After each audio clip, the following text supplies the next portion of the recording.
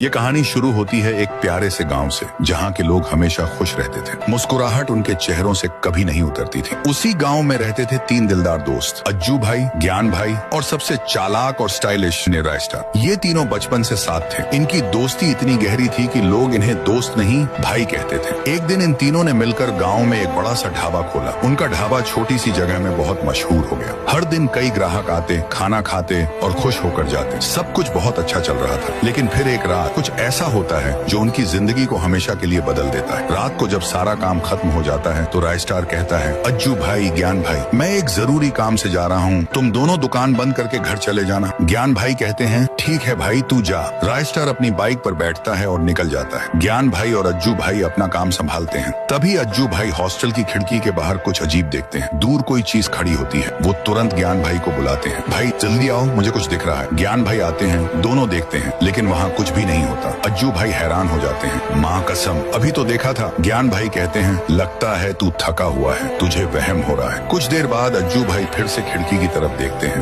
और वही चीज फिर से दिखती है, इस बार और करीब। वो फिर से ज्ञान भाई को बुलाते हैं। ज्ञान भाई गुस्से में आकर नीचे उस जगह पर चले जाते हैं। देख, यहाँ कुछ भी नहीं है। तभी पीछे से एक आवाज आती है, ठुंग ठुंग ठुंग ठुंग ठुंग ठुंग ठुंग ठुंग ठुंग सहूर। ज्ञान भाई जैसे ही पलटते हैं, एक लंबा सा लकड़ा लिए कोई उनके सामने आता है और बिना कुछ कहे जोर का वार करता है। अज्जू भाई दूर से ये सब देखते हैं और कांप जाते हैं। लेकिन तभी उनके पीछे से भी आवाज आती है, ठुंग ठुंग ठुंग ठुंग ठुंग ठुंग ठुंग ठुंग ठुंग सहूर। वो पलटते हैं तो देखते हैं 3 लंबा लकड़ा उनके सामने खड़े हैं, आंखों में गुस्सा। अज्जू भाई अपनी जान की भीख मांगते हैं, लेकिन कोई सुनने वाला नहीं था। अगली सुबह जब लोग ढाबे पर आते हैं तो देखते हैं अज्जू भाई और ज्ञान भाई की लाशें ढाबे की छत से लटकी हुई हैं। राय स्टार को बुलाया जाता है। जैसे ही वो ढाबे पर पहुंचता है, अपने भाइयों की हालत देखकर टूट जाता है। ये किसने किया मेरे भाई जैसे दोस्तों के साथ? तभी गांव का एक बुजुर्ग आता है, कहता है, मैंने पहले ही कहा था रात के वक्त यहाँ मत रुकना, लेकिन तूने नहीं सुना। राय स्टार समझ जाता है ये कोई आम मौत नहीं थी। उसी रात राय स्टार फैसला करता है कि वो इस राज का पर्दाफाश करके रहेगा। रात के 2 बजे जब पूरा गांव अंधेरे में डूबा होता है, राय स्टार अपने ढाबे में छिप जाता है। तभी उसे जंगल की तरफ कुछ लोग जाते हुए दिखाई देते हैं। राय स्टार समझ जाता है यही है वो बल्ला उठाता है और उनके पीछे दौड़ पड़ता है। लेकिन जैसे ही पास पहुंचता है, तीनों लोग अचानक गायब हो जाते हैं। तभी पीछे से एक आवाज आती है, ठुंग ठुंग ठुंग ठुंग ठुंग ठुंग ठुंग ठुंग ठुंग सहूर।